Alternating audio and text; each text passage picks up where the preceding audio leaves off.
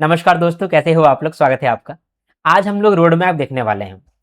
तो RBI grade B 2027 के लिए रोड मैप क्या रहेगा। अब ये जो पर्टिकुलर रोड मैप हम लोग यहाँ डिस्कस कर रहे हैं, ये बहुत ज़्यादा क्रूशल है, क्योंकि इस रास्ते में आपको कहाँ कहाँ पर कौन सा ब्लॉक मिलने वाला है, उस ब्लॉक को किस तरीके से डील करना है, उसको भी आज हम लोग समझेंगे। ठीक है। और रास्ता में क्या क्या मिस्टेक्स आप कर सकते हो, उसको भी हम लोग समझेंगे इस वीडियो में। ठीक है। तो एक तरह से देखा जाए ना, तो एक डिटेल्ड स्ट्रेटजी ये वीडियो है। ये बहुत क्रूशल वीडियो है। अगर आप ये वीडियो देख रहे हैं 2026 में, तो भी ये इक्वली रेलिवेंट है। अगर आप ये वीडियो देख रहे हैं नोटिफिकेशन के बाद, तो भी ये वीडियो रेलिवेंट है। अगर 2027 का नोटिफिकेशन आ गया है और तभी आप ये वीडियो देख रहे हैं, तो भी इक्वली रेलिवेंट है।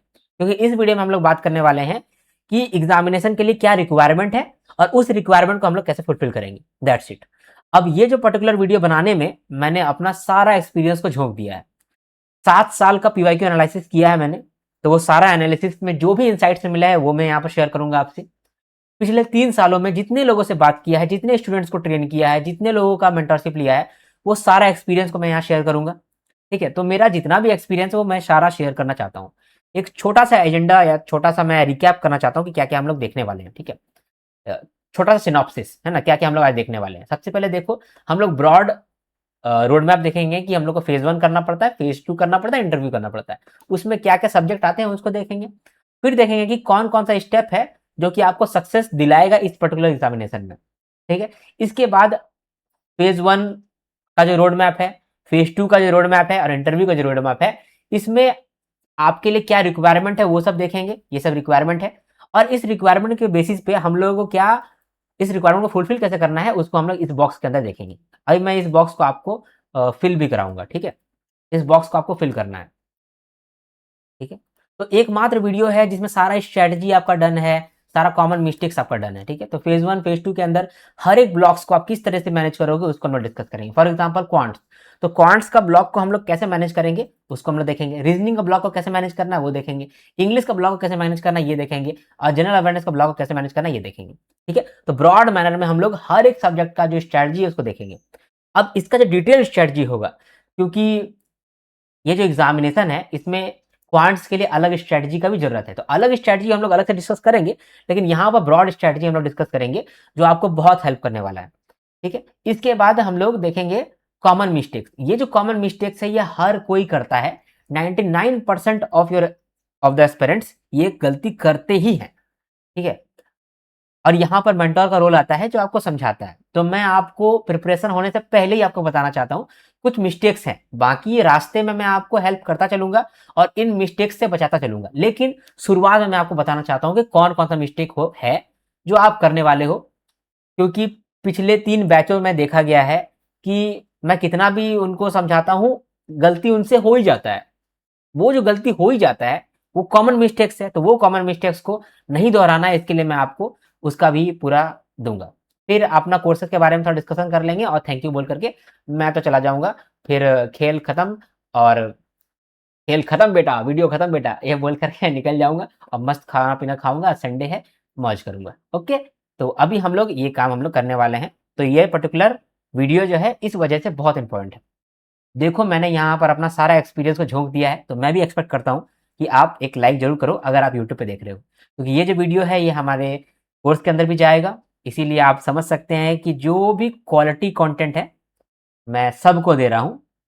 तो रोड मैप जो है ये बहुत इंपॉर्टेंट वीडियो है, बहुत इंपॉर्टेंट। अगर आप मान लो कि नोटिफिकेशन से पहले ये वीडियो देख रहे हो, आरबीआई ग्रेड बी नोटिफिकेशन आया नहीं है, अभी आप वीडियो देख रहे हो, तो भी ये रेलिवेंट है। नोटिफिकेशन आ गया है, एग्जामिनेशन होने वाला है 30 दिन के बाद फॉर एग्जाम्पल, तो भी ये वीडियो उतना रेलिवेंट है, क्योंकि ये वीडियो के अंदर कोर है। ये वीडियो के अंदर कोर है। ठीक है। चलो, अब बहुत तारीफ हो गया, अब एक्चुअल में हम लोग घुसते हैं और देखते हैं, है ना। वीडियो को लाइक कर दोगे तो बहुत अच्छा लगेगा हमको। ठीक है। चलो, अब हम लोग देखते हैं ब्रॉड रोड मैप क्या है। इस रास्ते पे चल के हम लोगों को आरबीआई ग्रेड बी बनना है और आरबीआई के ऑफिस में जाना है। तो इस रास्ते में सबसे पहला ब्लॉक जो आता है वो आता है फेज 1। फेज 1 के अंदर आपको 4 सब्जेक्ट मिलते हैं। पहला होता है जनरल अवेयरनेस, जिसमें करंट अफेयर्स के क्वेश्चन पूछे जाते हैं और एक आध गो स्टैटिक क्वेश्चन भी पूछे जाते हैं। 80 क्वेश्चन पूछे जाते हैं, 80 मार्क्स के रहता है। ठीक है। इसके बाद इंग्लिश का पेपर आता है जनरल अवेयरनेस का पेपर डन होगा तो फिर इंग्लिश का पेपर खुलेगा आपके सिस्टम के अंदर। जब आप एग्जामिनेशन देने के लिए जाओगे तो जनरल अवेयरनेस का पोर्शन खत्म होगा तो इंग्लिश का पोर्शन चालू होगा। वहां पर 30 क्वेश्चन पूछे जाते हैं 30 मार्क्स के लिए। फिर क्वांटिटेटिव एप्टीट्यूड यानी कि मैथमेटिक्स का क्वेश्चन आपको मिलता है, 30 क्वेश्चन मिलता है, 30 मार्क्स वहां पर भी मिलता है। फिर reasoning 60 question 60 marks, total 200 marks का आपको फेज 1 पूछा जाता है। 200 क्वेश्चन 200 मार्क्स। इसमें जो कट ऑफ रहता है वो जो है अराउंड 70-75 इसके अराउंड रहता है। इस साल जो है 2026 का जो अभी कट ऑफ अभी रिलीज नहीं हुआ है, लेकिन एक्सपेक्टेड है कि कट ऑफ जो है वो 100 से लेकर के 110 के अराउंड रहेगा या 115-20 के अराउंड रहेगा। ठीक है, तो मतलब कि हम लोगों को इतना स्कोर करना पड़ता है। कट ऑफ भी आपको मालूम चल गया। तो ये फेज 1 हुआ। फेज 2 का बात करते हैं। फेज 2 जो है यहाँ पर आपको ESI मिलता है एक सब्जेक्ट, दूसरा सब्जेक्ट है आपका इंग्लिश, तीसरा सब्जेक्ट है आपका फाइनेंशियल मैनेजमेंट। ESI जो है वहां पर 30 MCQ रहते हैं और 4 डिस्क्रिप्टिव क्वेश्चन रहता है। दोनों मिलाकर के 100 मार्क्स का पेपर होता है। Paper 1 economic and social issues. इसके बाद आता है इंग्लिश। इंग्लिश के अंदर 3 क्वेश्चन आपके रहते हैं, एक है एसे राइटिंग, एक प्रेसी राइटिंग और एक रीडिंग कॉम्प्रिहेंशन। तो यहाँ पर भी 100 मार्क्स का पेपर होता है इंग्लिश का। फिर है फाइनेंस एंड मैनेजमेंट। यहाँ पर भी 30 MCQ रहता है और 4 डिस्क्रिप्टिव आपको आंसर करने होते हैं। ऐसे तो 6 डिस्क्रिप्टिव क्वेश्चन दिया रहता है, उसमें से 4 को आपको आंसर करना होता है, दैट्स इट। तो यहाँ पर 300 मार्क्स का आपका फेज 2 हो गया। इसके बाद इंटरव्यू आता है, ये 75 मार्क्स का रहता है। ठीक है, तो जब आपका फाइनल रिजल्ट आता है तो आपका जो रैंक डिसाइड होता है वो फेज 2 का मार्क्स से डिसाइड होता है और इंटरव्यू का मार्क्स से डिसाइड होता है। फेज 1 जो होता है क्वालिफाइंग होता है, आप फेज 1 क्वालिफाई कर गए हैं, अब आप आगे बढ़ जाते हैं। फिर आप फेज 2 और इंटरव्यू दोनों का मार्क्स जुड़ता है और उस हिसाब से आपका डिसाइड होता है कि आप किस रैंक में आप एंड कर रहे हो, है ना। अगर आप कट ऑफ क्लियर करते हो फेज 2 और इंटरव्यू तक का तो आपको फिर आरबीआई ग्रेड बी का ऑफिसर बना दिया जाता है। लेकिन यहां पर सबसे इंटरेस्टिंग बात है कि 99% जो लोग हैं वो फेज 1 के अंदर ही निकल जाते हैं ऑलमोस्ट। ठीक है, उसका कारण क्या है, कुछ कॉमन मिस्टेक्स है वो बार बार वो दोहराते हैं, उसके कारण वो फेज 1 नहीं क्लियर कर पाते हैं। तो कॉमन मिस्टेक्स क्या है वो हम लोग लास्ट में देखेंगे। ठीक है, और उससे हम लोग समझेंगे कि उस कॉमन मिस्टेक को किस तरह से नहीं दोहराना है। फिर फेज 2 को किस तरह से हम लोग को हैंडल करना है, क्योंकि फेज 2 भी ईजी नहीं होता है। फेज 2 देखने में आपको ईजी लगता है लेकिन वो ईजी नहीं रहता है। तो फेज 2 को किस तरह से हैंडल करना है वो भी हम लोग इस वीडियो में देख लेंगे, डोंट वरी। फिर इंटरव्यू किस तरह से हैंडल करना है ये हम लोग किसी और वीडियो में देखेंगे। ओके, तो ये हमारा ब्रॉड रोड मैप है, ये रास्ता हम लोग को फॉलो करना पड़ेगा तो हम लोग आरबीआई ग्रेड बी ऑफिसर बनेंगे और आरबीआई ग्रेड बी को एक्सेल कर लेंगे। ओके, क्लियर, समझ में आ गया आपको। अभी हम लोग आगे बढ़ते हैं और डिटेल में घुसते हैं। डिटेल का मतलब कि जनरल अवेयरनेस का एक ब्लॉक है, इसको देखेंगे, इंग्लिश का एक ब्लॉक है, इसको देखेंगे, क्वांट्स का एक ब्लॉक है, उसको देखेंगे, रीजनिंग का एक ब्लॉक है, उसको देखेंगे, मतलब हर एक ब्लॉक को देखेंगे। ठीक है, इस एग्जाम में सक्सेस लेने के लिए आपको कुछ स्टेप्स को फॉलो करना पड़ता है। ठीक है, कौन कौन से स्टेप को फॉलो करना पड़ता है। सबसे पहला, हर एक ब्लॉक को आपको स्ट्रेटेजिकली स्ट्रेटेजाइज करना पड़ता है, स्ट्रेटेजी बनाना पड़ता है। देखो, फेज 1 के अंदर क्वांट्स एक ब्लॉक है, सबसे बड़ा रोड़ा जो है ना ब्लॉक जो है वो आपका क्वांट्स है, जो कि आपको आगे नहीं बढ़ने देता है। इसीलिए पहला नंबर में मैंने क्वांट्स रखा है, ये आपको आगे ही नहीं बढ़ने देगा। क्वांट्स से आप आगे बढ़ गए, यानी कि अगर क्वांट्स में आपने अच्छा प्रिपरेशन किया है लेकिन रीजनिंग में नहीं किया तो आप रीजनिंग में फंसोगे, आप पहले निकल जाओगे। अगर आप फॉर एग्जाम्पल क्वांट्स और रीजनिंग दोनों कर लिए तो आप इंग्लिश में भी फंस सकते हो। किसी किसी का इंग्लिश स्ट्रांग नहीं रहता है तो वो इंग्लिश में फंस सकता है। फिर है जीए। जीए सबसे बड़ा ब्लॉक यहाँ पर है, आपको दिख रहा होगा। तो जीए बहुत डिफिकल्ट लगता है क्योंकि जीए में आरबीआई सब कुछ पूछ लेता है। सब कुछ का मतलब सब कुछ पूछ लेता है, वो कुछ भी नहीं छोड़ता है। रिपोर्ट पूछ लेगा, स्कीम पूछ लेगा, ठीक है, फाइनेंस न्यूज पूछ लेगा, ईएसआई न्यूज पूछ लेगा, बजट पूछेगा, इकोनॉमिक सर्वे पूछेगा, ठीक है, आरबीआई नोटिफिकेशन, आरबीआई सर्कुलर पूछेगा, जो जनरल करंट अफेयर्स होता है जैसे कि अवार्ड्स, अपॉइंटमेंट्स, ठीक है, defence news, exercise, sports news, सब कुछ पूछता है, सब कुछ। ठीक है, इसका स्ट्रेटजी भी है हमारे पास, डोंट वरी। हमारा सारा स्ट्रेटजी जो है वो बहुत कारगर साबित होता है। पिछले 3 सालों से हम लोगों ने स्ट्रेटजी नहीं बदला है।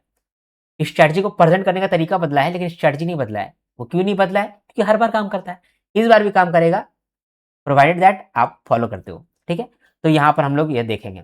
इसके बाद फेज 2 में आपका फाइनेंस ब्लॉक आता है, मैनेजमेंट ब्लॉक आता है, ईएसआई ब्लॉक आता है और इंग्लिश ब्लॉक आता है। ठीक है, तो ये सारा जो ब्लॉक है ना, ये सारा ब्लॉक को आपको स्ट्रेटेजिकली प्रिपेयर करना होता है। स्ट्रेटेजाइज एवरी ब्लॉक स्मार्टली, ये सबसे पहला स्टेप है। सबसे पहला स्टेप तो यही है कि आप स्ट्रेटजी बनाओ।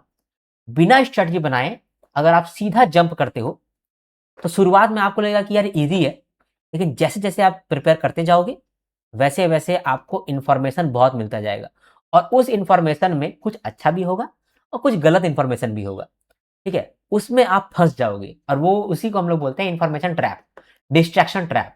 डिस्ट्रैक्शन आपका कब डिस्ट्रक्शन बन जाएगा आपको पता नहीं चलेगा, ठीक है? तो ये पहला स्टेप है। दूसरा स्टेप है डोंट चेंज स्ट्रेटजी। अगर आपने स्ट्रेटजी बना लिया, मेरे साथ बनाया है स्ट्रेटजी अगर, तो वो स्ट्रेटजी को आप चेंज नहीं करना, ठीक है? उस स्ट्रेटजी पे भरोसा भी रखना, ठीक है? क्योंकि हो सकता है आपको भरोसा ना लगे, आपको लगेगा कि नहीं सर इतना ईज़ी तो नहीं होगा, इतना ईज़ी तो, लेकिन उतना ही ईज़ी रहता है, ठीक है? प्रोसेस ईज़ी रहता है, फॉलो करना मुश्किल होता है। आप लोग सोचते हो कि प्रोसेस डिफिकल्ट होना चाहिए और फॉलो करना आसान होना चाहिए, ऐसा नहीं होता दोस्तों। प्रोसेस ईज़ी रहता है हमेशा, उसको एग्ज़ीक्यूट करना मुश्किल होता है, ठीक है? तो भरोसा भी करना, ठीक है? तो डोंट चेंज स्ट्रैटेजी। अगर आपने मेरे साथ बैठ करके स्ट्रैटेजी बनाया है, उस स्ट्रैटेजी को चेंज मत करना, ठीक है? ये 2 चीज़ हो गया। अगर आप चेंज भी करोगे तो फिर मेरे से बात करके ही चेंज करना। Consistency and focus. आप जब भी तैयारी करोगे तो हमेशा ये ध्यान रखना कि कंसिस्टेंसी आपको जिताने वाला है, और कंसिस्टेंसी आपने ब्रेक किया है तो आप प्रॉब्लम में फंस जाओगे। फोकस आप मिस नहीं करना। मेंटर यहीं पर रोल प्ले करता है। मेंटर आपको पकड़ कर रखता है उस रास्ते में, रास्ता को छोड़ने नहीं देता है। मेंटर का रोल यहीं पर आता है, ठीक? जो आपको मेंटरशिप दे रहा है या फिर आप मेंटरशिप ले रहे हो, तो आप इतना ध्यान रखना कि आप कंसिस्टेंसी ब्रेक ना कर रहे हो और फोकस ब्रेक ना कर रहे हो। आपको मेंटर इतना तो हेल्प कर रहा है, ठीक है? इतना आप फॉलो करना। Never repeat common mistake, never, I said never. Common mistake को कभी नहीं दोहराना दोस्तों, कभी नहीं दोहराना। ये कहीं पर आप लिख लो, मैं तो आपको बोलूंगा कि मैं अपने खून निकाल के आपके कॉपी में लिख दूं ये चीज, कि नेवर रिपीट कॉमन मिस्टेक्स। क्योंकि कॉमन मिस्टेक्स आप करोगे ही करोगे। अगर आपने नहीं किया तो मैं लिख के दे सकता हूं कि आप इंटरव्यू में बैठे होगे, मैं लिख के दे सकता हूं कि आप इंटरव्यू में बैठे हो। तो कॉमन मिस्टेक्स बिल्कुल रिपीट नहीं करना। मैं डिस्कस करूंगा कॉमन मिस्टेक को, लास्ट में डिस्कस करूंगा, ताकि वो चीज आप भूलो ना, आपके दिमाग में वो बैठ जाए। Prepare according to the scope. क्या होता है, जब भी आप तैयारी करने के लिए आते हो, आप सबसे पहले कोई कोर्स खरीदते हो, और वो कोर्स आपको तब अच्छा लगता है जब उस कोर्स में बहुत सारा मटेरियल होता है। जैसे कि 1000 क्लासेस, 2000 पीडीएफ, वो सब आपको बहुत अट्रैक्ट करता है कि यार बहुत सारा पीडीएफ है। लेकिन आप ये समझो कि आप पढ़ पाओगे क्या? क्योंकि आप जब तैयारी करने के लिए उतरोगे तो आपको कम समय मिलेगा। आपको जितना लगता है ना, आपको लगता है कि मेरे पास 6 महीना है, एक्चुअली 6 महीना है नहीं, आपके पास 4 महीना है। 2 महीना के अंदर आप बीमार पड़ने वाले हो, 2 महीना के अंदर आपके घर में कभी शादी हो जाएगा, कभी आप हॉलिडे के लिए निकल जाओगे, कभी आप डिप्रेशन पे रहोगे, पढ़ाई नहीं कर पाओगे, और कभी मान लो कि आपके कोई रिलेटिव का तबीयत खराब हो गया, जैसे मम्मी का तबीयत खराब हो गया, या फिर भाई का तबीयत खराब हो गया, बहन का तबीयत खराब हो गया, अब नहीं पढ़ पाओगे। तो आप स्कोप डिसाइड करना, ये नहीं कि आप बहुत ज्यादा स्कोप लेके बैठ गए हैं। अब आप पूरा साल फाइनेंस पढ़ रहे हैं, पूरा साल इकोनॉमिक्स पढ़ रहे हैं, पूरा साल आप स्टैटिक टॉपिक ही कर रहे हैं। फेज 2 का जो पेपर होता है, जैसे फाइनेंस, ईएसआई मैनेजमेंट होता है, तो मेरे जो स्टूडेंट्स होते हैं वो बोलते हैं कि सर मैंने वो वाला कोर्स भी लिया हुआ है, मैं वहां से पढ़ रहा हूँ। तो मैं बोलता हूँ ठीक है, कोई दिक्कत नहीं, वहां से भी पढ़ो अगर आप पढ़ पा रहे हो तो। फिर बोलता है कि कुछ कुछ महीने के बाद बोलता है सर मेरा कंप्लीट नहीं हो रहा है, क्योंकि बहुत ज्यादा बड़ा है, फिर मेरा कंप्लीट नहीं हो रहा है सर। तो फिर वो फंस जाता है। वही मैं बोल रहा हूँ कि ये गलती आप नहीं करना। स्कोप डिसाइड करो कि कितना पढ़ना है, क्योंकि अगर आप पढ़ना नहीं रोकोगे तो दुनिया है पढ़ने के लिए, आप पढ़ते जाओ, क्वेश्चन तो कहीं से भी आ सकता है। 4 क्वेश्चन तो कहीं से भी आएगा। हमको 4 क्वेश्चन पे दिमाग नहीं लगाना है, हमको बाकी का 96 क्वेश्चन पे ध्यान देना है। 4 क्वेश्चन तो कहीं से भी आ सकता है। उसके लिए आप क्या क्या पढ़ोगे? आप नॉवेल पढ़ोगे, आप लाइब्रेरी में घुस करके सारा बुक पढ़ लोगे, तो ही आप जाके 4 को सवाल जवाब दे पाओगे। तो हम लोग स्मार्ट स्ट्रेटेजी क्या रहता है, स्कोप डिसाइड करके स्कोप पे तैयारी करो। स्कोप कैसे मिलेगा? वो पीवाई क्यू एनालिसिस करने के बाद ही मिलेगा, ठीक है? Believe your mentor. जो भी आपने मेंटर को चुना है उस मेंटर पे भरोसा रखना। भरोसा नहीं रखना भी एक प्रॉब्लम है, ठीक है? एक बार आप मेंटर चूज कर लिए, ढंग का मेंटर चूज करना हमेशा, ठीक है? और फिर आप आगे बढ़ना। और लास्ट का है परफॉर्मेंस। परफॉर्मेंस बहुत मैटर करता है। देखो ये जो 7th स्टेप है परफॉर्मेंस, इसको लोग अक्सर छोड़ देते हैं, लेकिन परफॉर्मेंस बहुत मैटर करता है। आपने मान लो पढ़ाई कर लिया, एग्जामिनेशन जाके पैनिक कर गए, तो प्रॉब्लम होगा, क्योंकि एक्चुअली में ऐसा बहुत सारा हुआ है। देखो मैं कोई सा भी बात अपने मन मन से नहीं बोल रहा हूँ, ये सारा मैं अपना सारा एक्सपीरियंस आपके सामने रख दे रहा हूँ, जिससे कि आपको समझ में आए और बेटर आप समझ पाओ, ठीक है? कोई गलती अगर हो रहा है वो गलती ना करो, ठीक है? क्लियर? अभी हम लोग देखते हैं हर एक ब्लॉक को, और हर एक ब्लॉक के लिए हम लोग का क्या स्ट्रैटेजी रहेगा, ब्रॉड स्ट्रैटेजी, उसको हम लोग यहाँ पर लिखेंगे, ठीक है? चिंता का कोई बात नहीं है, सब अच्छा होगा, डोंट वरी। ओके। एक मिनट दो। चलो स्टार्ट करते हैं क्वांट्स से। क्वांट्स में आपको चाहिए क्या? क्वांट्स में चाहिए topic excellence and speed and accuracy, दोनों चीज चाहिए। यानी कि जितना भी टॉपिक्स है उसमें आपका कमांड कमांड होना चाहिए, और स्पीड भी अच्छा होना चाहिए, एक्यूरेसी भी अच्छा होना चाहिए। अभी इस चीज को आप फॉलो करोगे तो समय लगेगा, क्योंकि आपके दिमाग में आएगा सर क्वेश्चन किस लेवल का पूछा जाता है। देखो, क्वेश्चन किसी भी लेवल का पूछा जा सकता है। आपका क्लर्क मेंस लेवल पूछा जा सकता है, आपका एसबीआई पीओ मेंस लेवल पूछा जा सकता है। यानी कि अगर मैं बोलूं आपको, तो इजी, मॉडरेट और डिफिकल्ट जो आप कहते हो वो सारा पूछा जा सकता है। आपको सबके लिए रेडी रहना है, तभी आप निकाल पाओगे।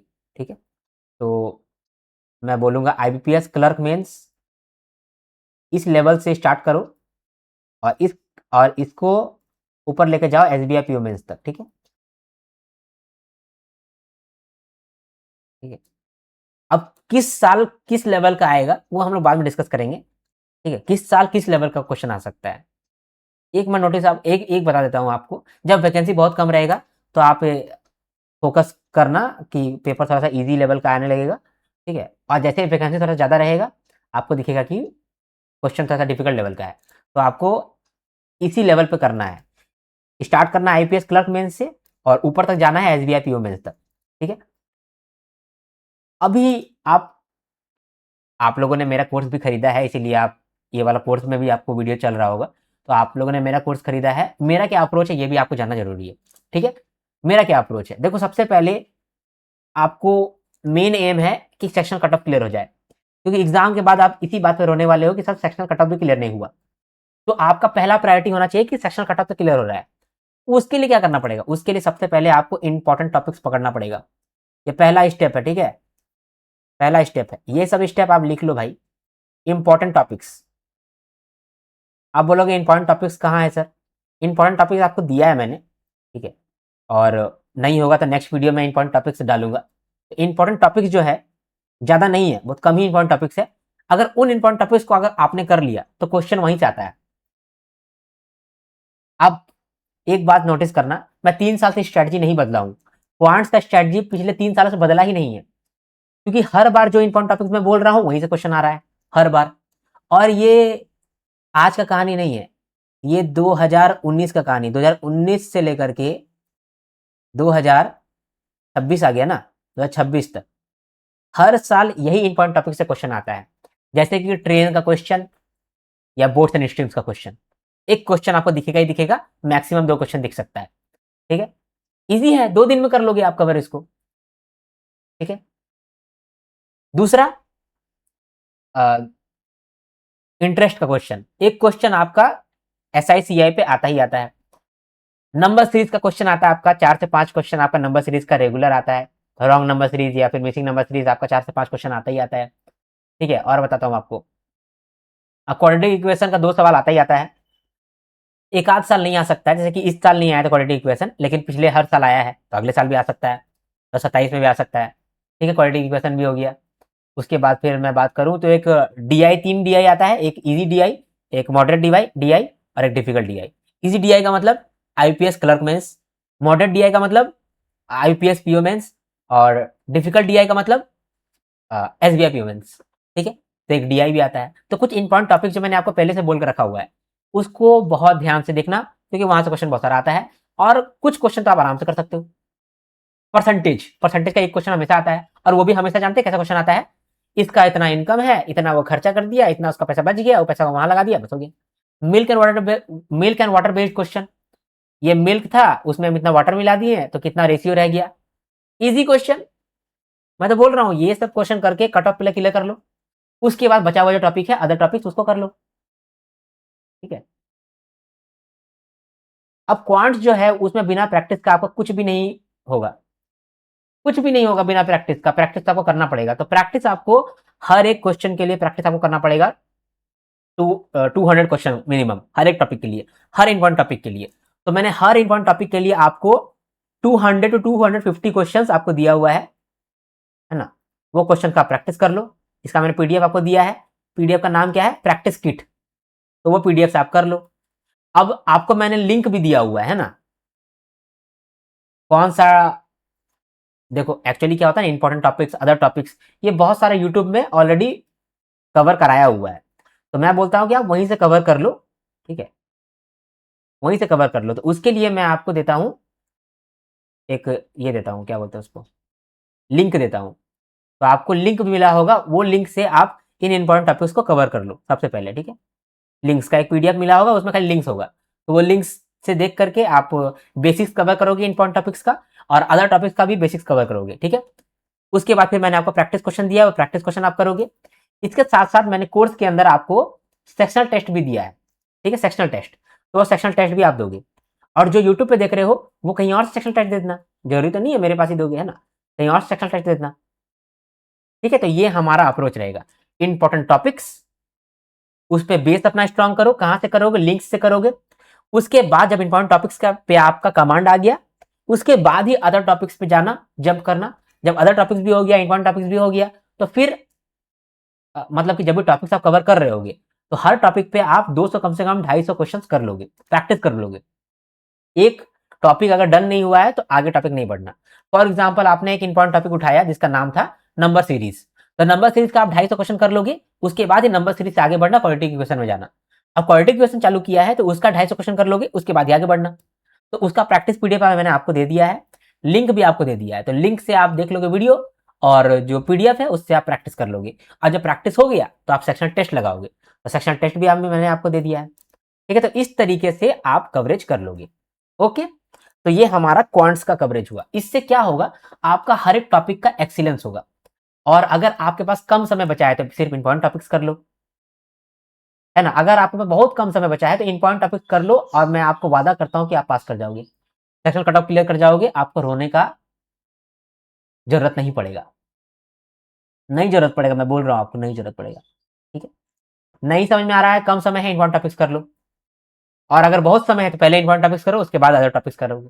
कैसे करना है, लिंक आपको यूज करना है, दूसरा फिर पीडीएफ आपको प्रैक्टिस करना है, और सेक्शन टेस्ट देना है, आपका काम हो गया। चिंता कोई बात नहीं। जैसा मैंने आपको यहाँ पर क्वांट्स में बोला है, सेम काम आपको रीजनिंग में करना है, सेम काम आपको रीजनिंग में करना है। रीजनिंग में भी इंपॉर्टेंट टॉपिक्स मैंने आपको दिया हुआ है, वही इंपॉर्टेंट टॉपिक्स को आपको क्या करना है, पकड़ना है, ठीक है। यहाँ पर भी कुछ इंपॉर्टेंट टॉपिक्स है, एग्जाम्पल के लिए अगर मैं बोलूँ तो मशीन इनपुट आउटपुट, हर साल एक इजी सवाल आता है। सिलोगिज्म 5 सवाल इजी आता है, 5 सवाल आपका मशीन इनपुट आउटपुट, 5 सवाल आपका, अभी क्या बोला था, सिलोगिज्म, और 5 सवाल आपका कोडिंग डिकोडिंग, 5 सवाल आपका डायरेक्शन डिस्टेंस, और 10 सवाल आपका क्रिटिकल रीजनिंग। तो इधर 20 सवाल मैं गिन के बता दिया आपको, 20 सवाल यही आने वाला है, फिर देख लो। और ये मैं एक साल के लिए नहीं बोल रहा हूँ, मैं पिछले 3 साल से मैं बोल रहा हूँ यही चीज आने वाला है। और 2019 से मैंने पीवाईक्यू एनालाइज किया है, 2019 से अगर देखा जाए तो सेम पैटर्न पे आ रहा है बार बार क्वेश्चन भाई, ठीक है। अच्छा कभी कभी इधर उधर भी हो सकता है, इसीलिए मैंने बोला कि आप अदर टॉपिक्स भी कर लो। अब कम समय है तो इंपॉर्टेंट टॉपिक्स करो, और अदर टॉपिक्स ऊपर ऊपर कर लो, लेकिन करो सब कुछ, क्योंकि एग्जामिनेशन आरबीआई की फिलोसफी है कि हम तो फंसाएंगे, हम इजी नहीं करेंगे, आरबीआई का फिलोसफी है। तो कोई बात नहीं, इस फिलोसफी को भी ध्यान में रखेंगे, और जो हम लोग का इंसाइट्स है हम लोग के पास, उसको भी ध्यान में रखेंगे। क्लियर आ गया आपको समझ में। चलो इंग्लिश का बात करते हैं। इंग्लिश में आपको क्या चाहिए, इंग्लिश में चाहिए आपको कि आपका ग्रामर अच्छा होना चाहिए, और वोकेबुलरी अच्छा होना चाहिए, जैसे कि ईडियम्स एंड फ्रेजेस आपको मालूम होना चाहिए, क्योंकि काफी सारे सवाल इस पे आते हैं। रीडिंग स्पीड भी अच्छा होना चाहिए आपका, फटाफट आप रीड करने जानते हो। देखो आरबीआई ग्रेड बी में ना आपको रीडिंग स्पीड बहुत जरूरी है, क्योंकि जब फेज 2 में भी आप काम करोगे, आपको इंग्लिश में बहुत रीडिंग करना पड़ेगा, और रीजनिंग में भी आपको बहुत रीडिंग करना पड़ेगा, क्योंकि रीजनिंग में क्रिटिकल रीजनिंग भरा हुआ रहेगा, पजल रहेगा, सिटिंग अरेंजमेंट रहेगा, तो उसमें भरा भरा रहेगा, खाली आपको रीड करना पड़ेगा, तो रीड करते करते आप थक जाओगे। तो रीडिंग स्पीड एक आपका रिक्वायरमेंट है। और मिसलेनियस टॉपिक जैसे कि पैराजम्बल हो गया, ठीक है, क्लोज चेस्ट हो गया, उसके बाद फिर वर्ड यूसेज हो गया, फिल इन द ब्लैंक्स हो गया, ये सब कुछ टॉपिक्स होता है। तो इंग्लिश का क्या स्ट्रेटजी रहता है, इंग्लिश का स्ट्रेटजी में सबसे पहले तो इंपॉर्टेंट टॉपिक्स आप इसमें भी चुन लो, क्योंकि कुछ टॉपिक इंपॉर्टेंट इसमें भी है, जैसे कि parajumble, sentence rearrangement, cloze test, ठीक है। दूसरा ग्रामर, ग्रामर बहुत इंपॉर्टेंट टॉपिक है। इसमें आप क्या करो, 120 रूल्स ऑफ ग्रामर जो है, यूट्यूब में फ्रीली अवेलेबल है निमिषा बंसल मैम का, तो 120 रूल्स ऑफ ग्रामर, इसका आप नोट्स बना लो, कवर कर लो, ठीक है। आपका 4 नंबर से 5 नंबर जो है वो फिक्स हो जाएगा आरबीआई एग्जाम में, 4 से 5 नंबर आप फिक्स लेकर के आओगे। तो आप ग्रामर का 120 रूल्स आप कर लो, ठीक है। मतलब क्या होता है ना, ग्रामर में आपसे 5 सवाल पूछा जाता है, 5 में से 2 बहुत डिफिकल्ट रहता है, 3 ईजी रहता है, 3 आप आराम से कर लोगे, ठीक है। तो 120 रूल्स ऑफ ग्रामर, और कभी कभी वो पांचों का पांचों ईजी पूछेगा तो फिर और अच्छा मजा है। Okay, important topics 100 rules of grammar और एडिटोरियल। रेगुलर एडिटोरियल देखो, उससे आपको क्या होगा कि रीडिंग स्पीड आ जाएगा, समझ में आ जाएगा। ओके, और एग्जाम टाइम पे थोड़ा सा प्रैक्टिस कर लेना, क्योंकि मैं कोई प्रैक्टिस पीडीएफ आपको दूंगा इसके अंदर, वो आप कर लेना, ठीक है। तो इस तरीके से हम लोग का काम होने वाला है क्वांट्स में, रीजनिंग में, इंग्लिश में। अभी बात करते हैं जीए। जीए जो है सबसे डिफिकल्ट माना जाता है, क्योंकि कुछ भी पूछ लेता है, ऐसा लोगों का कहना है, ठीक है। मेरा कहना ऐसा नहीं है, ठीक है। मेरा कहना ऐसा नहीं है, मेरा कहना है कि सब कुछ नहीं पूछता है दोस्तों। अगर आप थोड़ा एनालाइज करेंगे तो सब कुछ नहीं पूछता है, लेकिन हाँ चलो, एक थीम है उस पर पूछता है। अब इसको हम लोग कवर करते हैं, जो जनरल अवेयरनेस होता है उसके लिए हम लोग एक सेपरेट कोर्स लेकर के आते हैं, वो कोर्स के अंदर सबका कवरेज हो जाता है। और जो मेंटरशिप कोर्स में है, स्मार्ट कोर्स में है, उसको ये कोर्स फ्री में मिल जाता है। तो जनरल अवेयरनेस का जो हमारा कोर्स है, उसके अंदर हम लोग सब कुछ कवर करते हैं। तो क्या क्या इसमें पूछा जाता है वो देख लो, रिक्वायरमेंट क्या क्या है, आप रिपोर्ट्स कर लो। कुछ रिपोर्ट्स बहुत इंपॉर्टेंट होते हैं, उसको हम लोग बोलते हैं फ्लैगशिप रिपोर्ट्स। तो वो फ्लैगशिप रिपोर्ट्स कौन कौन से होते हैं, वो भी मैं जनरल अवेयरनेस जब उसका स्ट्रेटजी बताऊंगा ना, तो वहां मैं बताऊंगा इंपॉर्टेंट रिपोर्ट कौन कौन सा है। स्कीम से पूछे जाते हैं, ईएसआई थ्योरी न्यूज पूछे जाते हैं, फाइनेंस न्यूज पूछे जाते हैं, बजट एंड इकोनॉमिक सर्वे पूछे जाते हैं, आरबी नोटिफिकेशन पूछे जाते हैं, न्यूज़पेपर जीए मिशनरी पूछे जाते हैं, ठीक है। तो जीए को मैं कैसे कवर करता हूँ, जीए को मैं कवर करता हूँ, एक मैं पीआईबी न्यूज कवर करता हूँ, ठीक है। पीआईबी न्यूज, इस पीआईबी न्यूज के अंदर ना आपका स्कीम मैं कवर कर देता हूँ। इसी के अंदर मैं आपका ईएसआई न्यूज कवर कर देता हूँ, ठीक है, इसी के अंदर, पीआईबी न्यूज के अंदर। इसके बाद आता है आपका सेकंड फाइनेंस न्यूज, ठीक है, फाइनेंस न्यूज। तो फाइनेंस न्यूज के अंदर हम लोग एक करते हैं न्यूज़पेपर अरीना, ठीक है। न्यूज़पेपर अरीना के अंदर ही सब कुछ कवर हो जाता है, एक तरह से देखा जाए तो यही है फाइनेंस न्यूज, ठीक है। इसके अलावा भी, न्यूज़पेपर अरीना के अलावा भी मैं आपको आरबीआई सर्कुलर देता हूँ, ठीक है। और आपको आरबीआई सर्कुलर, आरबीआई नोटिफिकेशन इसमें कवर हो गया। उसके बाद मैं आपको बैंकिंग एंड फाइनेंस देता हूँ, ठीक है, बैंकिंग एंड फाइनेंस देता हूँ। 2027 के लिए मैं देने वाला हूँ ये सब चीज़, ठीक है, बैंकिंग एंड फाइनेंस देने वाला हूँ, ठीक है। तो ये हो गया आपका फाइनेंस न्यूज़। ओके, अब आरबीआई सर्कुलर के साथ मैं सेबी सर्कुलर वगैरह भी दूंगा, जो भी इंपॉर्टेंट एग्जामिनेशन के लिए सब मिलेगा आपको। फाइनेंस न्यूज़ हो गया। तीसरा होता है जीए मिसलेनियस, ठीक है, जीए मिसलेनियस। अभी जीए मिसलेनियस के अंदर सारा अवार्ड्स, अपॉइंटमेंट्स, ठीक है, ओबिचुरीज, उसके बाद फिर defence news, national news, international news, ये सब हम लोग कवर करते हैं, ठीक है। जीए मिसलेनियस भी कवर हो गया। चौथा जो है रिपोर्ट्स, रिपोर्ट्स भी हम लोग अलग से कवर करते हैं। इस रिपोर्ट्स के अंदर ही इकोनॉमिक सर्वे, बजट सब कुछ आ जाता है। तो जो भी एग्जामिनेशन के लिए जरूरी है ना, जो भी जरूरी है वो सब हम लोग कवर करते हैं, जनरल अवेयरनेस के अंदर सब कवर करते हैं, ठीक है, ठीक है। और हमारा ट्रैक रिकॉर्ड भी अच्छा है, इंडस्ट्री स्टैंडर्ड के हिसाब से बहुत अच्छा है हमारा ट्रैक रिकॉर्ड। तो मैं जो भी यहाँ पे बोल रहा हूँ उस पर आप भरोसा कर सकते हो, ठीक है, सारे पे सारे। मैं बोल रहा हूँ, मैं स्ट्रैटेजी नहीं बदलता हूँ, मैं पिछले 3 सालों से स्ट्रैटेजी नहीं बदला हूँ। इसका एक ही कारण है कि स्ट्रैटेजी बदलने की जरूरत ही नहीं पड़ता है। तो मैं भरोसा करूँ आप, और भरोसा करके ही आप आगे बढ़ जाओगे, ठीक है। मेंटोरशिप में यही चीज है जो मैं आपको यहाँ पे बोल रहा हूँ ना, मेंटोरशिप के अंदर मैं इस बात को बार बार दोहराता हूँ कि आपका दिमाग में वो चीज बैठे और आप सही रास्ता पे रहो, कभी भी रास्ता आप भटको नहीं। मेंटोरशिप का यही काम ही होता है और कोई दूसरा काम नहीं है ना। चलो, तो ये आप समझ लिए कि आप क्वांट्स, रीजनिंग, इंग्लिश और जीए के अंदर क्या क्या करने वाले हो। अभी हम लोग आगे बढ़ते हैं और देखते हैं कि अब फेज 2 के लिए क्या करना होता है। देखो, फेज 2 के लिए जो कॉमन मिस्टेक है वो क्या है कि आप फेज 2 का जब स्टैटिक सिलेबस पढ़ते हो, आप उसी में गुम हो जाते हो, क्योंकि आपको लगता है कि इतना कुछ पढ़ना है, इतना कुछ पढ़ना है, आप पढ़ने लगते हो, उसका नोट्स बनाने लगते हो, उसमें आप फंस जाते हो, ठीक है। स्टैटिक में क्या क्या रिक्वायरमेंट होता है ये देखो। स्टैटिक में आपका रिक्वायरमेंट होता है कि आप सिलेबस कवर करते हैं। सबसे पहला रिक्वायरमेंट है कि जो सिलेबस में बोला गया है वो कवर करना है। दूसरा, सिलेबस के साथ साथ करंट अफेयर्स। अब फाइनेंस करंट अफेयर्स जो है उसमें रिपोर्ट्स आता है, फाइनेंशियल आर्टिकल्स आता है। तो अभी हम लोग जीए में जो देखे ना, अभी हम लोग जो जीए में देखे यहाँ पर हम लोग फेज 2 का करंट अफेयर्स भी कवर कर लेंगे, ठीक है। तो फेज 2 के लिए रिक्वायरमेंट क्या क्या है, आपको फाइनेंस के अंदर सिलेबस खत्म करना है, और करंट अफेयर्स कवर करना है, रिपोर्ट्स वगैरह कवर करना है, और डिस्क्रिप्टिव क्वेश्चन करना है। अब बहुत सारे लोग सिलेबस करते करते ही रह जाते हैं, डिस्क्रिप्टिव तक पहुंचते ही नहीं है।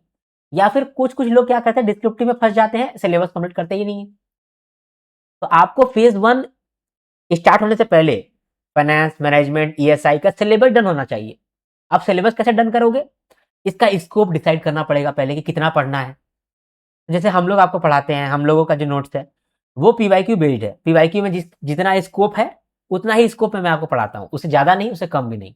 ठीक है, इस साल कुछ कुछ स्कोप बढ़ा है, वो मैं आपको बढ़ा करके दे दूंगा नोट्स में, टेंशन नहीं है। और अभी आपको जो नोट्स मिला होगा वो अपडेटेड नोट्स ही मिला होगा 2027 के लिए।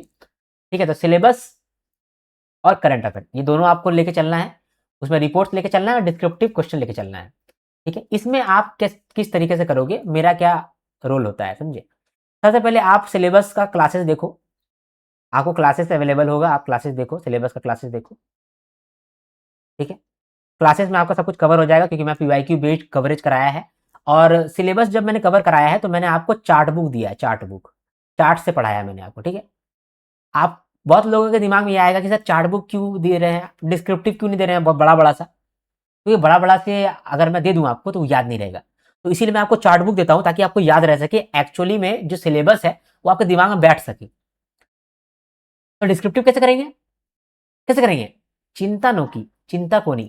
डिस्क्रिप्टिव के लिए मैंने आपको एक डिस्क्रिप्टिव बुक दिया है, उसके अंदर डिस्क्रिप्टिव क्वेश्चन है और उसका आंसर है। अब जो डिस्क्रिप्टिव क्वेश्चन और इसका आंसर मैंने दिया है, ये जो बुक दिया है, इसके अंदर अपडेटेड डेटा के साथ मैंने आंसर दिया है। और आंसर जो है वो डिस्क्रिप्टिव मेथड से है, आर्ट ऑफ डिस्क्रिप्टिव राइटिंग से है। ठीक है, डिस्क्रिप्टिव कैसे लिखना है इसके लिए मैंने एक कोर्स भी बनाया हुआ है, वो भी आपको मिल रहा होगा। अभी मैंने डिस्क्रिप्टिव क्वेश्चन आंसर मैंने दिया है, इससे क्या बेनिफिट होगा, सिलेबस आपको याद रहेगा, तो सारा एमसीक्यू आपका डन है और समझा हुआ है सारा सिलेबस, आप आराम से अपने मन से भी लिख सकते हो डिस्क्रिप्टिव। इसीलिए मैंने चार्ट बुक दिया है कि रिवीजन भी कर लो, और डिस्क्रिप्टिव के लिए आपको डिस्क्रिप्टिव क्वेश्चन आंसर दिया है। डिस्क्रिप्टिव जरूरत क्यों होता है, डिस्क्रिप्टिव लिखने के लिए, तो डिस्क्रिप्टिव क्वेश्चन उसका आंसर तो दिया है मैंने। और वो भी आंसर ऐरा गहरा आंसर नहीं है, मैंने बैठ करके प्रिपेयर किया है, उसमें डेटा भी है, तो आपका आंसर में क्वालिटी है, तो क्वालिटी क्वेश्चन आंसर आपको दिया हुआ है। ठीक है, फाइनेंस के अंदर अराउंड 50 क्वेश्चन है जो कि आपका बनता है, 50 डिस्क्रिप्टिव क्वेश्चन बनता है स्टैटिक, तो वो मैंने आपको दिया है, उसको आप कवर कर लोगे, आपका इनफ है, उसमें आपको और करना नहीं पड़ेगा। ठीक है, 50 क्वेश्चन है, सॉरी स्टार्टिंग में 50 क्वेश्चन भी नहीं है, शायद 30 क्वेश्चन है, 40 क्वेश्चन लेके चलते हैं, 40 क्वेश्चन है शायद, जितना मुझे याद आ रहा है। 40 क्वेश्चन है, 40 क्वेश्चन कर लिए आपका डन हो गया। यानी कि आपको फाइनेंस कवर करना है ना, क्लासेस देख लो, चार्ट बुक पढ़ लो, 2-4 बार पढ़ लो, और क्या बोलते हैं डिस्क्रिप्टिव क्वेश्चन और आंसर कर लो। जैसे चार्ट बुक पढ़ लोगे ना तो आप एमसीक्यू भी सॉल्व कर लेना। ठीक है, चार्ट बुक कर लोगे तो आप एमसीक्यू भी सॉल्व कर लेना, क्योंकि मैंने आपको एमसीक्यू भी दिया हुआ है। तो चार्ट बुक के बाद आप कर लोगे एमसीक्यू, प्रैक्टिस एमसीक्यू। ठीक है, प्रैक्टिस एमसीक्यू कर लोगे और लास्ट में फिर आप डिस्क्रिप्टिव राइटिंग पे भी जंप कर लोगे। इस तरीके से आप होलिस्टिक तरीके से तैयारी कर चुके हैं। अब बाद में जो करंट अफेयर्स आ रहा होगा जनरल अवेयरनेस के अंदर, उसको कर लेना। ठीक है, इस तरीके से आपका फाइनेंस डन हो जाएगा। ठीक है, इजी है। अब ये सेम काम मैनेजमेंट के लिए भी करना है आपको। मैनेजमेंट करने के लिए भी मैंने आपको क्लासेस दे दिया है, और क्लासेस में बहुत हंसाया भी है, आपको मजा भी आएगा। ठीक है, तो वहां पर भी आपका सिलेबस डन हो जाएगा, क्लास देख लो आप, सिलेबस आपका डन हो गया। दूसरा जो चार्ट बुक मैंने आपको दिया है उसको आप रट लो, रट लो मतलब कि समझ लो अच्छे से। इसके बाद आप एमसीक्यू का प्रैक्टिस कर लो, तीसरा ये हो गया, एमसीक्यू प्रैक्टिस कर लिया। और इसके लिए भी मैंने आपको एक्सपेक्टेड डिस्क्रिप्टिव क्वेश्चन और उसका आंसर दिया है ना, इसका भी मैंने आपको डिस्क्रिप्टिव क्वेश्चन और उसका आंसर दिया है। यहाँ पर भी आपका 30-35 क्वेश्चन होगा, तो 40 क्वेश्चन ही लेके चलते हैं, स्टैटिक 40 क्वेश्चन। मैनेजमेंट में आपको ना एप्लीकेशन बेस्ड क्वेश्चन भी पूछे जाते हैं, तो उसको मैंने एमसीक्यू के अंदर आपको कराया है। ठीक है, तो आप एप्लीकेशन बेस्ड क्वेश्चन भी करोगे और डिस्क्रिप्टिव क्वेश्चन भी करोगे। ओके, इसके बाद है आपका ESI, economic and social issues. इसके अंदर भी आप यही काम करेंगे, सिलेबस करोगे। ठीक है, सिलेबस बहुत जरूरी होता है। ठीक है, सिलेबस करोगे, सिलेबस में क्लासेस देखोगे, दूसरा चार्ट बुक को वापस से रीड करोगे, आप 2-4 बार रीड कर लोगे, फिर आप एमसीक्यू सॉल्व करोगे। ठीक है, एमसीक्यू सॉल्व करोगे और डिस्क्रिप्टिव क्वेश्चन आंसर करोगे। जिनके पास मेरा कोर्स नहीं है वो अभी कौन सा फॉलो करोगे मैं बता रहा हूँ आपको, एक मिनट रुक जाओ। ये चौथा है descriptive, expected descriptive question answer मैंने दिया हुआ है, उसको आप कर लोगे, है ना।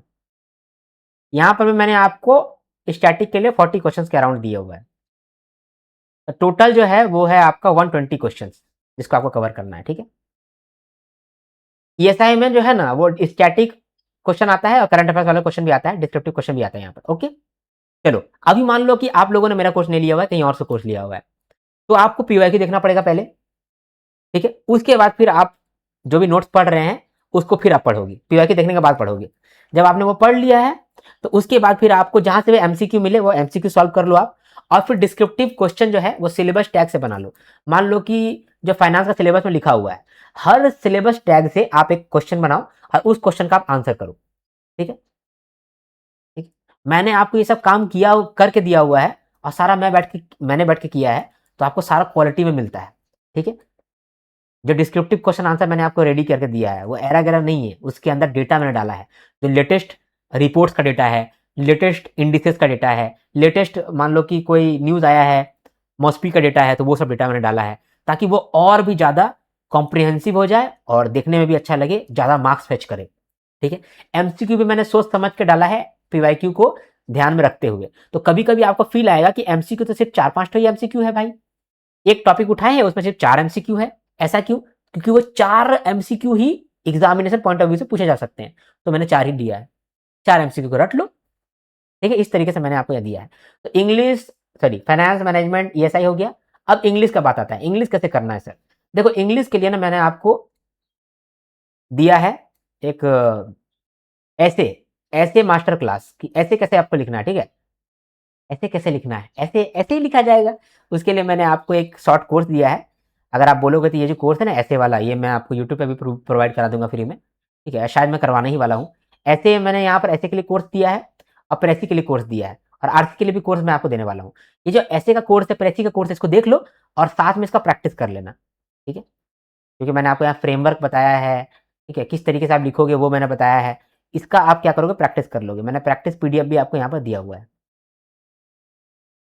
प्रैक्टिस पीडीएफ भी दिया हुआ है, उससे आप यूज में ला सकते हो, ठीक है। ओके, तो यहां पर आप समझे कि हर ब्लॉक के लिए हम लोगों को क्या क्या करना है। क्वांट्स और रीजनिंग के लिए इंपॉर्टेंट टॉपिक्स बनाओ और अदर टॉपिक्स को ऊपर ऊपर देख लो। लिंक से तैयारी कर लेना, क्योंकि लिंक में मैंने डाल के रखा हुआ है अच्छा अच्छा जो टॉप टॉप वीडियोज है, यूट्यूब पे ऑलरेडी फ्री में अवेलेबल है, तो उनको देख लेना और 200 से 250 क्वेश्चन आप कवर कर लेना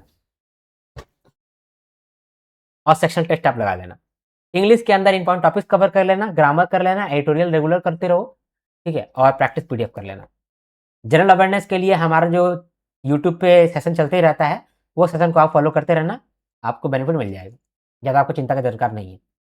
इसके बाद फाइनेंस के लिए जो है वो सिलेबस क्लासेस देख लो, चार्ट बुक आप पढ़ लो, ठीक है। अगर आप मेरे कोर्स के अंदर नहीं हो तो आप अपना नोट्स बनाए वो नोट्स देख लेना, एमसीक्यू सॉल्व कर लो और डिस्क्रिप्टिव क्वेश्चन देख लो जो एक्सपेक्टेड बनता है। एक्सपेक्टेड डिस्क्रिप्टिव क्वेश्चन मैंने दिया हुआ है, उसको रीड कर लो, दैट्स इट। इसके बाद आता है इंटरव्यू। इंटरव्यू में बायोडाटा फॉर्म आपको भरना पड़ता है, इसके बाद फिर साइकोमेट्रिक टेस्ट होता है और फिर आपका इंटरव्यू होता है, ठीक है। तो इंटरव्यू के लिए अगर सेपरेट कोर्स होगा तो मैं लेकर के आऊँगा, ठीक है। यहाँ पर बायोडाटा फॉर्म में ऐसे राइटिंग नहीं होगा, ये सब गलती हो गया यहाँ पर, ठीक है। बायोडाटा फॉर्म में आपको एक फॉर्म पेज 2 का रिजल्ट के साथ मिलता है, उसको आपको भरना होता है, ठीक है। और बायोडाटा फॉर्म के अकॉर्डिंग ही इंटरव्यू में आपसे सवाल पूछे जाते हैं। बायोडाटा फॉर्म में आपसे पूछा जाता है कि आपके पास कौन सा स्किल है, आप कौन सा लैंग्वेज बोल सकते हो, ठीक है। वहाँ पर आप हिंदी सेलेक्ट कर सकते हो या इंग्लिश भी सेलेक्ट कर सकते हो। और अगर आप मान लो इंग्लिश सेलेक्ट कर लिया है तो आपको इंग्लिश में देना पड़ेगा। अगर आपने हिंदी सेलेक्ट कर लिया है तो वहाँ पर बीच में आप हिंदी शब्द भी बोल सकते हो। ऐसा नहीं है कि इंग्लिश पकड़ लिए तब इंग्लिश ही बोलना पड़ेगा, हिंदी थोड़ा थोड़ा बोल सकते हो। अगर आप हिंदी सब्जेक्ट चुने हो, मतलब हिंदी लैंग्वेज चुने हो इंटरव्यू के लिए, तो वहाँ पर बीच बीच में आप इंग्लिश भी बोल सकते हो, ऐसा कोई दिक्कत नहीं है, ठीक है। तो बायोडाटा फॉर्म जो आपको मिलता है उसके अंदर आप बायोडाटा फॉर्म भरते हो और सबमिट करते हो, ठीक है। फिर एक साइकोमेट्रिक टेस्ट होता है और फिर इंटरव्यू होता है। जब इंटरव्यू होता है तो वहाँ पर आपका डॉक्यूमेंट वेरिफिकेशन होता है पहले, और फिर इंटरव्यू का सेशन होता है। इंटरव्यू आपको 75 मार्क्स का होता है और फिर आप फाइनल सिलेक्शन होता है और आप आरबीआई ग्रेड बी अफसर बन जाते हो, ठीक है। तो ये हमारा रोड मैप आप समझे कि सबसे पहले क्वांट्स आप करें, रीजनिंग किए, इंग्लिश किए, जीए किए, फेज 1 खत्म हो गया, फेज 2 आया, फिर फाइनेंस किए, मैनेजमेंट किए, ईएसआई किए, इंग्लिश की, फिर आपका यहाँ इंटरव्यू हुआ। अब देखो इंटरेस्टिंग बात यह है कि आपको फेज 1 से पहले फेज 1 भी करना पड़ेगा और फेज 2 भी करना पड़ेगा, यानी कि ये 8 ब्लॉक को आपको प्रिपेयर करना पड़ेगा। 8 ब्लॉक के लिए जो ब्रॉड स्ट्रेटजी है वो मैंने आपको प्रोवाइड कर दिया, आपको समझ में आ गया होगा। और ये कोई एरा गहरा स्ट्रेटजी नहीं है, ये स्ट्रेटजी बहुत क्रूशल है, फ्री में नहीं देता हूँ, ये कोर्स के लिए था, लेकिन मैं आपको फ्री में अवेलेबल करवा रहा हूँ, तो लाइक चाहिए, लाइक चाहिए हमको दोस्तों, लाइक चाहिए, ठीक है। अभी कुछ कॉमन मिस्टेक्स है, 99% ऑफ द टाइम्स आप यही गलती करेंगे। अगर आप हमारे मेंटरशिप कोर्स के अंदर हैं तो रेगुलर मेंटरशिप सेशन ज्वाइन करने का क्या मतलब है, यही मतलब है कि आप ये जो कॉमन मिस्टेक्स है ये आप कर ही दोगे। अगर मैं आपको नहीं बताऊंगा कि, अगर नहीं रोकूंगा कि यहाँ पर आप गड़बड़ कर रहे हो, तो आप करोगे ही करोगे। इसीलिए मैं बोलता हूँ कि आप मेंटरशिप सेशन ज्वाइन करो, कहीं पर भी आप मेंटरशिप लिए हो, मेंटरशिप सेशन जरूर ज्वाइन करो, ताकि आप वो जो रास्ता है उस रास्ता से भटको ना, ठीक है। तो क्या क्या कॉमन मिस्टेक्स है? नॉट लर्निंग फ्रॉम सीनियर, अपने सीनियर से सीखना नहीं। जो प्रीवियस बैच है वो सबसे बड़ा लर्नर, मतलब क्या बोलते हैं, टीचर होता है, वो सबसे बड़ा मेंटर है आपको। प्रीवियस बैच सुनो उसका बात, आप वो जो कह रहा है उसको सुनो। अगर आप सुनोगे तो आपको मालूम चलेगा कि जो मैं बोल रहा हूँ उसमें कितना सच्चाई है, आपको मालूम चलेगा, ठीक है। दूसरा, इग्नोरिंग क्वांट्स एंड रीजनिंग, आप रीजनिंग और क्वांट्स को इग्नोर करोगे। ये आप लिख के ले लो कि आप ये करने वाले हो। आप क्वांट्स और रीजनिंग को आप इग्नोर करते चलोगे, करते चलोगे, करते चलोगे, और सोचोगे कि बाद में हम कर लेंगे ना, समय तो अभी है ही मेरे पास, हम बाद में कर लेंगे, कोई दिक्कत नहीं है। अब मैं लिख के दे सकता हूँ, आप नहीं करोगे, आप छोड़ दोगे, छूट जाएगा आपसे। इसके बाद no scope decide for static subject. मैंने बोला कि स्टैटिक सब्जेक्ट जब आप करोगे, आप स्टैटिक कवरेज करोगे, जब फाइनेंस पढ़ रहे होगे, मैनेजमेंट पढ़ रहे होगे, तब आप पढ़ते जाओगे, पढ़ते जाओगे, पढ़ते जाओगे, पढ़ो, पढ़ते जाओगे, पढ़ते जाओगे, पढ़ो। वो खत्म ही नहीं होगा, क्योंकि आपने स्कोप डिसाइड नहीं किया, कितना पढ़ना है ये डिसाइड नहीं किया। तो कोई जब स्कोप डिसाइड नहीं करता, ये भी एक बड़ा सा कॉमन मिस्टेक है। इसके बाद करंट अफेयर का स्ट्रेटजी, करंट अफेयर का स्ट्रेटजी बहुत क्रूशल होता है। करंट करंट अफेयर का स्ट्रेटजी लोग बनाते हैं, कभी कभी गलती बना लेते हैं, कभी कभी बहुत सारे स्ट्रेटजी फॉलो कर लेते हैं तो गड़बड़ हो जाता है, ठीक है। Over emphasis on general awareness, कुछ स्टूडेंट्स ऐसे होंगे ना जो जनरल अवेयरनेस कर रहे होंगे, अभी से डे वन से जनरल अवेयरनेस करते हैं, और करते जाते करते जाते करते जाते हैं यार, खत्म ही नहीं होता है, ठीक है। तो ये गलत स्ट्रेटजी है। शुरुआत में आपको कम से कम 80% आप अपना फेज वन और फेज टू जब डन हो जाए, उसके बाद आपको जीए स्टार्ट करना चाहिए, उसके बाद करंट अफेयर स्टार्ट करना चाहिए, ठीक है। इसके बाद इग्नोर डिस्क्रिप्टिव राइटिंग, बहुत सारे लोग डिस्क्रिप्टिव राइटिंग को इग्नोर कर देते हैं या फिर ओवर फोकस दे देते हैं, दोनों ही गलत है, दोनों ही नहीं करना है आपको, ठीक है। राइट टाइम पे आपको डिस्क्रिप्टिव राइटिंग चालू कर देना है, जब आपको कॉन्फिडेंस आने लगा कि फेज वन मेरा क्लियर हो रहा है भाई, फेज टू भी मेरा क्लियर हो सकता है, डिस्क्रिप्टिव राइटिंग में घुस जाओ। बहुत समय नहीं लगेगा डिस्क्रिप्टिव राइटिंग में, यकीन मानना, आप मेरा वीडियो देखना, descriptive writing, the art of descriptive writing, YouTube पे भी अवेलेबल है, और कोर्स फोल्डर के अंदर भी आपको मिल जाएगा। डिस्क्रिप्टिव राइटिंग का भी आप जब वीडियो देखोगे, बहुत डिफिकल्ट नहीं है। तो फेज वन और फेज टू जब 80% डन हो जाए, उसके बाद आप डिस्क्रिप्टिव राइटिंग में आओगे। इंफॉर्मेशन ट्रैक, अगर आपका पहले से डिसाइडेड नहीं है कोई स्ट्रेटजी, तो आप हर 2 दिन के अंदर स्ट्रेटजी बदल दोगे, और ये आपका डिस्ट्रैक्शन है। कोई टीचर बोलेगा कि देखो ऐसा करना चाहिए, कोई टीचर बोलेगा वैसा करना चाहिए, कोई टीचर बोलेगा ऐसा करना चाहिए, रैंडम वीडियो मिलेगा, वो बोलेगा कि मैंने ये क्लियर किया था, मैंने ये अप्रोच फॉलो किया था, आपको लगेगा कि ये तो क्लियर किया, इसका अप्रोच फॉलो करते हैं, बेड़ा गर्क। ये डिस्ट्रैक्शन है, यही डिस्ट्रक्शन है, आपको पता नहीं चलता, लेकिन जो डिस्ट्रैक्शन है यही डिस्ट्रक्शन है। आपको कभी कभी फीलिंग भी आएगा कि बैंकिंग एग्जामिनेशन में चले जाते हैं भाई, जब फेज वन का तैयारी करोगे ना, क्वांट रीजनिंग इंग्लिश, आपको लगेगा कि यार चले जाते हैं हम बैंकिंग तैयारी कर लेते हैं, बैंकिंग के साथ आरबीआई हो ही जाएगा ना, नहीं हो, ठीक है। तो ये ध्यान रखना, इन्फॉर्मेशन ट्रैप में नहीं फंसना, ज्यादा इन्फॉर्मेशन भी गेन मत कर लेना। कम इन्फॉर्मेशन रहेगा तो कॉन्फिडेंस रहेगा, कॉन्फिडेंस रहेगा तो अच्छा स्कोर करोगे। ज्यादा इन्फॉर्मेशन लाओगे, ओवर थिंकिंग करोगे, पढ़ाई नहीं करोगे, छोड़ दोगे, ठीक है। Lack of revision and test, बहुत सारे लोग ऐसे होते हैं जो रिवीजन नहीं करते, बस पढ़ते जाते हैं, पढ़ते जाते हैं, पढ़ते जाते हैं, पढ़ो, पढ़ते जाते हैं, पढ़ते जाते हैं, पढ़ो, इसका भी करंट अफेयर्स करते हैं, इसका भी करंट अफेयर्स करते हैं, इसका भी करंट अफेयर्स करते हैं, रिवीजन नहीं करेंगे, या बाद में कर लेंगे, वो कभी नहीं करोगे, भूल जाओगे। टेस्ट, टेस्ट नहीं दिया तो आपने बहुत गड़बड़ किया है। एग्जामिनेशन से पहले आप 5 बार फेल होने वाले हो, लिख के ले लो, या तो आप एग्जामिनेशन में जाकर 5 बार फेल करो, या तो एग्जामिनेशन से पहले ही टेस्ट में 5 बार फेल कर जाओ। मैं तो बोलूंगा टेस्ट में 5 बार फेल कर जाओ ना भाई, एग्जामिनेशन जैसे पास कर जाओगे, ठीक है। तो लैक ऑफ रिवीजन और टेस्ट एक कॉमन मिस्टेक है, कैसे ठीक करेंगे? यहां पर रोल आता है एक मेंटर का। मेंटर आपको रेगुलरली हेल्प करते रहता है, अपना पीवाईक्यू का नॉलेज से, अपना मिस्टेक्स का नॉलेज से, जो भी मिस्टेक्स उन्होंने देखा है वो आपको हेल्प करेगा कि वो मिस्टेक्स आप मत दोहराओ, और स्कोप डिसाइड करने में, एग्जामिनेशन में कहां से क्वेश्चन आ सकता है, कितना स्कोप रहता है, ये 3 चीज एक मेंटर जानता है। जो भी आपका मेंटर है उनसे इस 3 चीज का हेल्प लो, ठीक है। इसके बाद इंपॉर्टेंट टॉपिक्स पे आप कमांड हासिल करो, क्वांट्स और रीजनिंग को इग्नोर मत करो, और क्वांट्स और रीजनिंग में सबसे पहले जो इंपॉर्टेंट टॉपिक्स है उस पर कमांड हासिल करो। पीवाईक्यू बेस्ड आप स्कोप डिसाइड करो स्टैटिक टॉपिक का, स्टैटिक सब्जेक्ट्स का। करंट अफेयर्स का स्ट्रेटजी अच्छे से बनाओ, ठीक है। जिन्होंने पहले भी करंट अफेयर्स आपको अ, पढ़ाया हो और करंट अफेयर्स का जिनका स्ट्रेटजी पहले काम किया हो उनका स्ट्रेटजी फॉलो करना। मेरा काम किया, मेरा फॉलो कर सकते हो, बाकी किसी का काम किया होगा आप उनका ही फॉलो कर सकते हो। Art of descriptive writing, descriptive writing आप जरूर देखना, ठीक है, इसको मत छोड़ना। मेरा जो आर्ट ऑफ डिस्क्रिप्टिव राइटिंग है उसमें आपका कॉन्फिडेंस जो बूस्ट होगा वो आप फील करना। इंग्लिश डिस्क्रिप्टिव, ऐसे आप ऐसी, इसका भी मैंने शॉर्ट कोर्स आपको बना के दे दिया है। आप बोलोगे तो यूट्यूब पे भी लेकर के आ जाऊंगा, उसको आप देखो, पहले इस्तेमाल करें फिर विश्वास करें। फोकस, कंसिस्टेंसी और बिलीफ, मेंटरशिप सेशन के अंदर यही आता है। आप अपने पीयर्स को देखते हो कि उसका कितना प्रिपरेशन हो गया है और आपका कितना प्रिपरेशन हो गया है, उस आधार पे आप अपने आप को कंपेयर करोगे तो आप मेहनत ज्यादा करोगे, आप फोकस्ड रहोगे, आप कंसिस्टेंसी मेंटेन करोगे। लेकिन ये तभी हो पाएगा जब आप मेंटरशिप सेशन ज्वाइन करते हो। ज्वाइन नहीं करोगे, सिर्फ कोर्स खरीद लिया तो नहीं हो पाएगा दोस्त, आपको ज्वाइन भी करना पड़ेगा, ठीक है।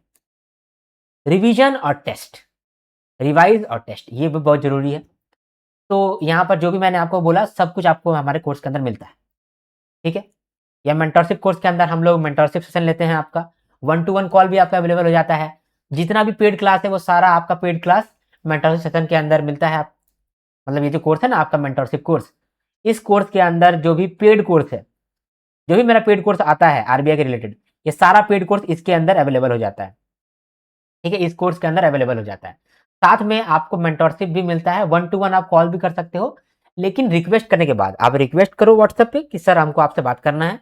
आपको जब भी टाइम मिल रहा है आप मेरे से बात कर लो, तो मैं आपसे बात कर लूंगा और आपको गाइडेंस दे दूंगा।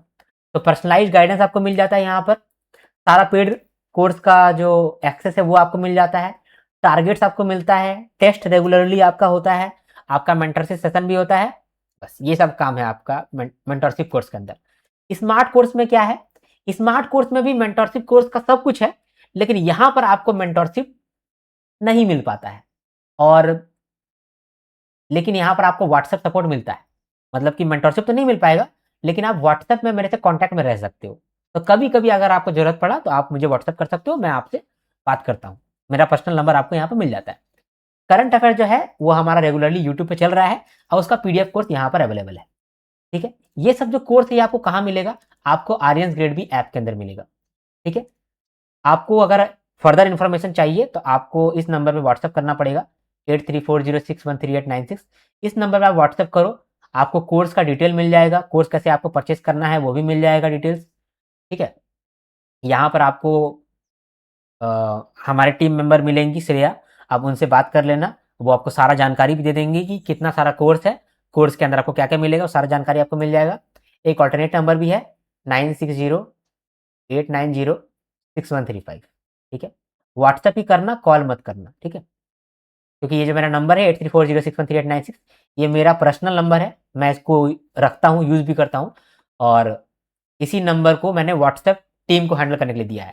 तो अगर व्हाट्सएप करोगे तो टीम हैंडल कर रहा होगा, और आप डायरेक्टली कॉल करोगे तो मेरे पास आ जाएगा, और मैं थोड़ा बिजी रहता हूँ, बहुत सारा टीम को मैनेज करना पड़ता है, ठीक है। तो आप कॉल मत करना, आप व्हाट्सएप करना, अगर कॉल करना भी है तो कॉल भी आप व्हाट्सएप कॉल ही करना, तो आपको टीम ही हैंडल करेगा और टीम आपको बता देगा, सारा इन्फॉर्मेशन बताएगा। अगर आपको वेबसाइट में यूज करना है तो वेबसाइट में कैसे यूज करोगे ये भी इन्फॉर्मेशन आपको मेरा टीम ही बता देगा, ठीक है।